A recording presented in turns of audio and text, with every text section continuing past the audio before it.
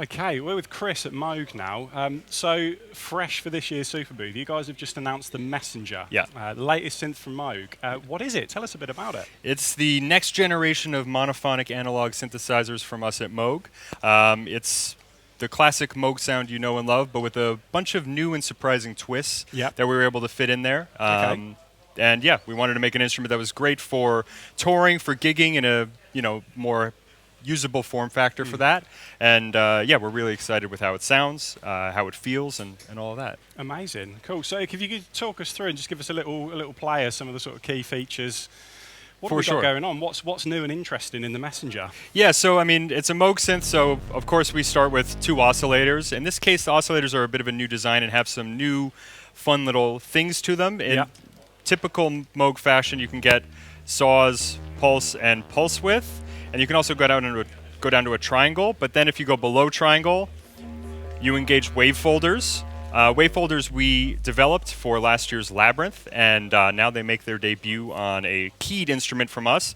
Both oscillators have wave folders, and it sounds really nice and allows you to get a very surprising textural range from a Moog instrument. We can also FM the two oscillators with linear through zero FM, and we also have a sub-oscillator.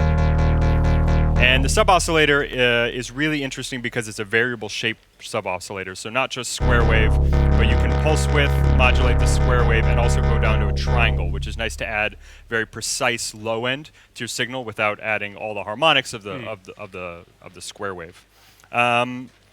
Those get mixed together and they go into the filter. The filter is the Moog ladder filter, the transistor ladder filter that you know and love. Yep. But we did a few fun things with it. By tapping different outputs of the filter and mixing them together in different ways, we were able to achieve some new features with the ladder filter while keeping its topology intact. Yeah. So we have the 4-pole low-pass filter, also a 2-pole low-pass filter for a bit of a brighter sound, a band pass, and a high pass. So these are really, really nice filter modes for the transistor ladder filter. And we also have resonance compensation. So as always, with the ladder filter, as you turn up the resonance, the low end gets cut out, but if you engage the res bass switch, the low end is recovered. And that has been really, really fun for us to play with, these really high resonance settings with the transistor ladder filter, but also preserving the low end has been really cool. Dual envelopes, ADSR, looping, also velocity sensitive, multi-trig. We have two LFOs. One is here tied to the left-hand controller and can go to a handful of different places. This is kind of a performance-oriented LFO. And then LFO 1 is a bit more programmatical. It's a bit more flexible. You can choose your wave shape, destinations, bipolar depth, keyboard reset, things like that. It can sync to the internal clock or if you're synced over MIDI.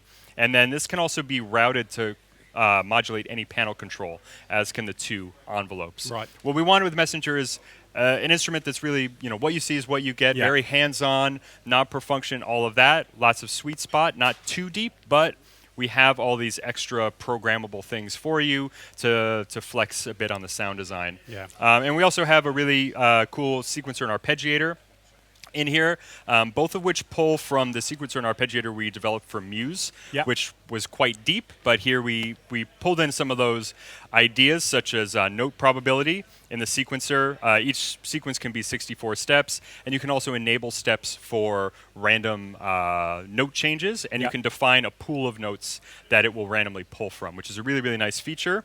The sequencer is very simple, just record, punch in some notes, and then play it back. Off you go. Very, very easy. And then the arpeggiator, we have lots of different unique patterns in there, leapfrogging behavior, things like that. And also in the arpeggiator, you can program rhythms as well.